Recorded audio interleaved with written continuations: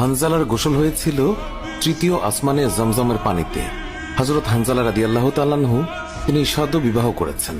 ওই সময় আমাদের প্রিয় নবী সাল্লাল্লাহু আলাইহি ওয়াসাল্লাম সাহাবীদেরকে বললেন, আমার সাহাবায়ে কেরাম, তোমরা উহুদের যুদ্ধের জন্য প্রস্তুতি গ্রহণ করো। রাসূলুল্লাহ সাল্লাল্লাহু আলাইহি ওয়াসাল্লাম হযরত হানজালা রাদিয়াল্লাহু তাআলা আনহুকে বললেন, হানজালা, তোমাকে যুদ্ধে যেতে হবে না। তখন হানজালা রাদিয়াল্লাহু তাআলা আনহু বললেন, ইয়া রাসূলুল্লাহ, আপনি যুদ্ধে যাবেন, কাফেরদের সঙ্গে যুদ্ধ করবেন, আর আমি সেখানে না গিয়ে স্ত্রীর সঙ্গে আমোদ প্রমোদ করব? এটা আমি সহ্য করতে পারবো না। আমাকেও যুদ্ধে নিয়ে চলুন। রাসূলুল্লাহ সাল্লাল্লাহু আলাইহি ওয়াসাল্লাম তখন বললেন, হানজালা, আমি তোমাকে আদেশ দিলাম, তুমি বাড়িতে থাকো, তোমাকে যুদ্ধে যেতে হবে না। হানজালা তখন নবীর আদেশ শুনে কাঁদতে কাঁদতে বাড়ি চলে গেল। আমাদের প্রিয় নবী সাল্লাল্লাহু আলাইহি ওয়াসাল্লাম সাহাবীদেরকে নিয়ে যুদ্ধে চলে গেছেন। এদিকে সাহাবী হানজালা তার স্ত্রীর সঙ্গে রাত কাটানোর পর তার উপর গোসল ফরজ হয়ে গিয়েছে, তাই সে গোসল করতে গেছেন, পানি নিয়ে দাঁড়িয়েও গেছেন।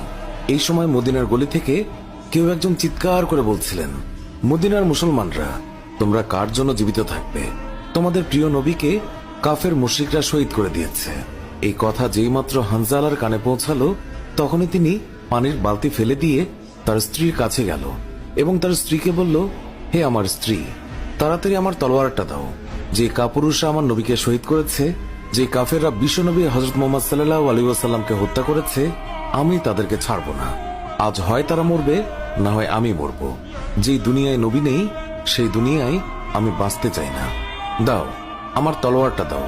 তখন হানজালার স্ত্রী বললেন, আপনি আমার নবীর হত্যাকারীকে হত্যা করতে যাচ্ছেন? যান, আমি বাধা দেব না, আমার বাধা দেওয়ার অধিকার নেই। তবে আপনি দয়া করে গোসল করে পবিত্র হয়ে যান, কেননা আপনার উপর গোসল ফরজ হয়ে গিয়েছে। এছাড়াও আপনি যদি উহুদের ময়দানে শহীদ হয়েও যান, আমি কোনো দুঃখ করব না। উত্তরে হানজালা বললেন, না, যদি আমি গোসল করতে যাই, তবে আমার নবীর হত্যাকারীরা কিছু সময়ের জন্য হলেও বেঁচে থাকবে। এটা আমি হতে দিতে পারি না। আমার যেই দুনিয়ায় আমার নবী বেঁচে নেই, ওই দুনিয়ার পানি দিয়ে আমি গোসল করতে পারি না। এই বলে তিনি তলোয়ার নিয়ে চলে গেলেন। উহুদের ময়দানে